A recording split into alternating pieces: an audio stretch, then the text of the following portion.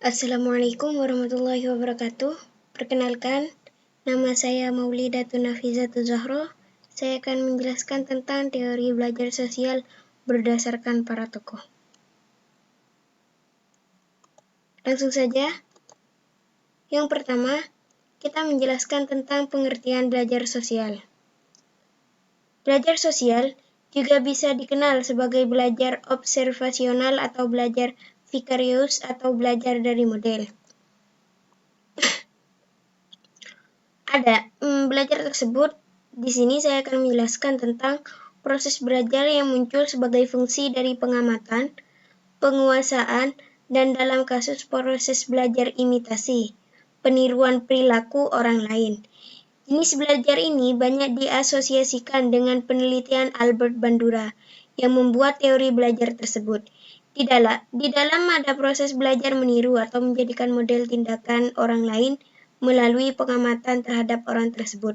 Penelitian lebih lanjut menunjukkan adanya hubungan antara belajar sosial dengan belajar melalui pengkondisian klasik dan operan.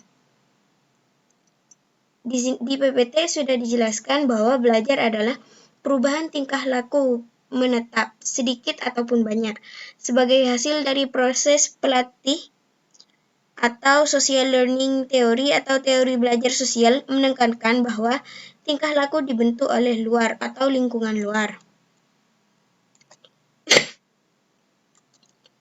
Yang kedua, di sini ada beberapa tokoh teori belajar sosial. Sebelum itu saya akan menjelaskan tentang Ivan Petrovich Pavlov. Pepatah pernah berkata bahwa tidak mengenal maka tidak akan sayang. Kalau kita tidak mengenal tokohnya, bagaimana kita bisa mempelajari materinya? Maka dari itu, saya akan menjelaskan tentang tokoh-tokoh tersebut. Yang pertama ada Ivan Petrovich Pavlov. Beliau dilahirkan pada tanggal 14 September 1849 atau bisa juga ada yang menyebutkan bahwa beliau lahir pada tanggal 27 Februari 1936. Beliau merupakan seorang fisiolog dan dokter dari Rusia. Beliau dilahirkan di sebuah desa kecil di Rusia Tengah. Keluarganya mengharapkannya menjadi pendeta, sehingga ia bersekolah di seminari teologi. Setelah membaca Charles Darwin, ia menyadari bahwa ia lebih banyak peduli untuk pencarian ilmiah, sehingga ia meninggalkan seminari ke Universitas St. Petersburg. Di sana, beliau belajar kimia dan fisiologi dan menerima gelar dokter pada tahun 1879. Lalu beliau melanjutkan studinya dan memulai risetnya sendiri dalam topik yang menarik baginya. Sistem pencernaan dan peredaran darah merupakan karyanya yang sangat terkenal dan diangkat sebagai profesor biologi di Akademi Kedokteran Kekaisaran Rusia. Di sini saya akan menjelaskan tentang beberapa karya Pavlov tersebut, yaitu karya tersebut bisa membuatnya memiliki reputasi. Bermula sebagai studi dalam pencernaan, ia sedang mencari proses pencernaan pada anjing, khususnya hubungan timbal balik antara air ludah dan kerja parut. Ia sadar kedua hal itu berkaitan erat dengan refleks dalam sistem saraf otonom. Tanpa air liur, perut tidak membawa pesan untuk memulai pencernaan. Pavlov ingin melihat bahwa rangsangan luar dapat mempengaruhi proses ini. Maka ia membunyikan metronom dan di saat yang sama ia mengadakan percobaan makanan anjing. Setelah beberapa saat, anjing itu yang hanya sebelum mengeluarkan liur saat mereka melihat dan menemukan makanannya. Di sana sudah saya sertakan gambar. Mungkin bisa dilihat sendiri, akan mulai mengeluarkan air liur saat metronom itu bersuara. Malahan jika tiada makanan, meskipun tidak ada makanan. Pada 1903, Pavlov menerbitkan hasil eksperimennya dan menyebutkan refleks terkondisi. Beberapa dari refleks halus seperti Pavlov menyebut proses pembelajaran ini sebagai contoh saat sistem saraf anjing menghubungkan suara metronom dengan makanan atau pengkondisian. Ia juga menemukan bahwa refleks terkondisi atas tertekan bila rangsangan ternyata terlalu sering, atau mungkin disebut dengan salah. Jika metronom bersuara berulang-ulang dan tidak ada makanan, anjing akan berhenti mengeluarkan ludah. Pavlov lebih tertarik pada fisiologi ketimbang fisiologi. Ia melihat pada ilmu psikiatri yang masih baru saat itu sedikit meragukan. Namun ia sungguh-sungguh berpikir bahwa refleks terkondisi dapat menjelaskan perilaku orang gila. Sebagai contoh, ia mengusulkan mereka yang menarik diri dari dunia bisa menghubungkan semua rangsangan dengan luka atau ancaman yang mungkin. Gagasannya memainkan peran besar dalam teori psikologi behavioris, diperkenalkan oleh John Watson sekitar 1913. Berikutnya yaitu ada John Brodus Watson. John Brodus Watson lahir di Granville pada 9 Januari 1878. Lalu beliau meninggal pada tahun 25 September pada tanggal 25 September 1958. Beliau merupakan seorang ahli psikolog Amerika Serikat. Watson mempromosikan sebuah perubahan psikolog melalui karyanya Psychology as the Behaviorist View It, atau pandangan perilaku psikolog yang ia dedikasi kepada Universitas Columbia pada tahun 1913. Ia menjelaskan bahwa tingkah laku seseorang dapat dijelaskan atas dasar reaksi fisiologik terhadap suatu rangsangan atau stimulus. Aliran ini tidak menerima paham tentang alam sadar dan alam bawah sadar pada kegiatan mental manusia. Watson adalah guru besar dan direkrut di Laboratorium Psikologi Universitas Johns Hopkins.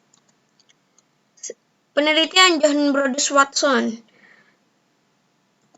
Penelitian John Brodus Watson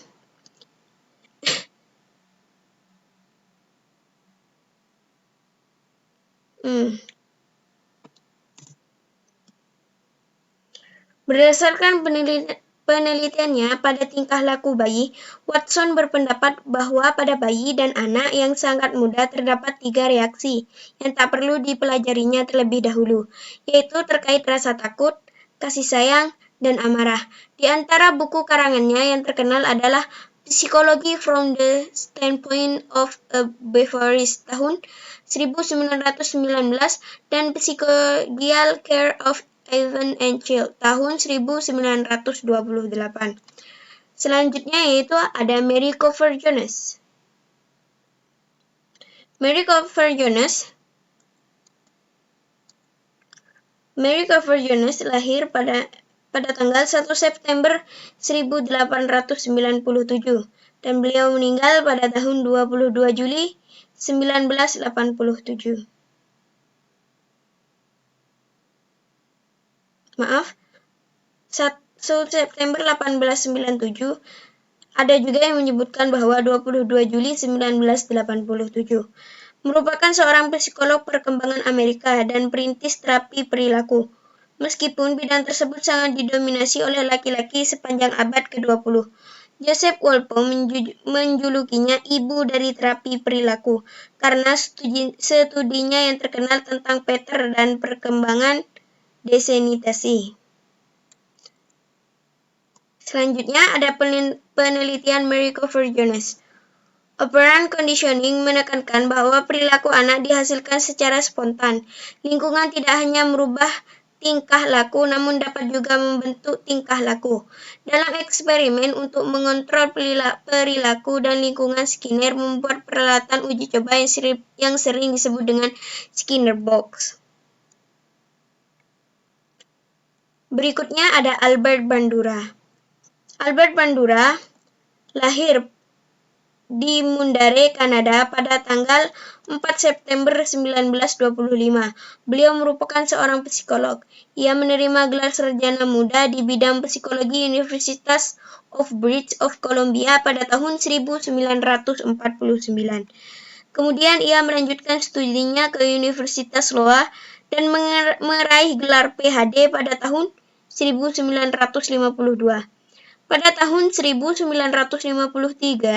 ia mulai mengajar di Universitas Stanford. Hingga saat ini ia masih mengajar di Universitas Stanford.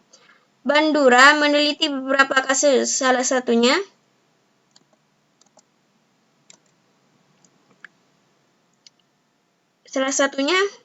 merupakan kenakalan remaja. Yang pertama, menurutnya lingkungan memang membentuk perilaku dan perilaku membentuk lingkungan.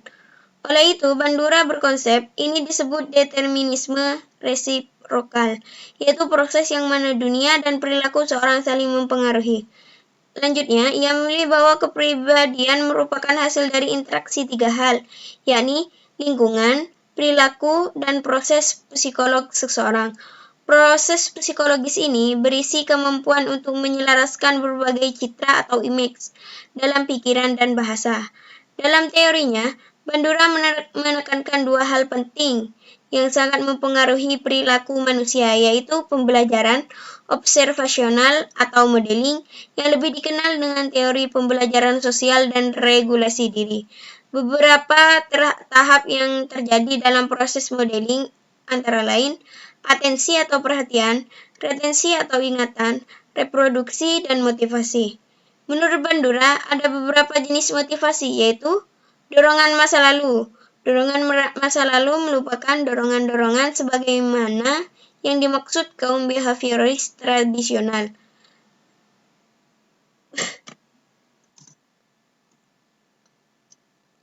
Dorongan yang ketara yaitu seperti melihat atau teringat akan model-model yang patut ditiru. Regulasi diri atau kemampuan mengontrol perilaku sendiri ialah salah satu dari sekian penggerak utama kepribadian manusia. 3 tahap yang terjadi dalam proses regulasi diri yakni yang pertama, pengamatan diri, yakni melihat diri sendiri beserta perilakunya serta terus mengawasi. Yang kedua yaitu penilaian, yakni membandingkan apa yang dilihat pada diri dan perilaku dengan standar ukuran tertentu.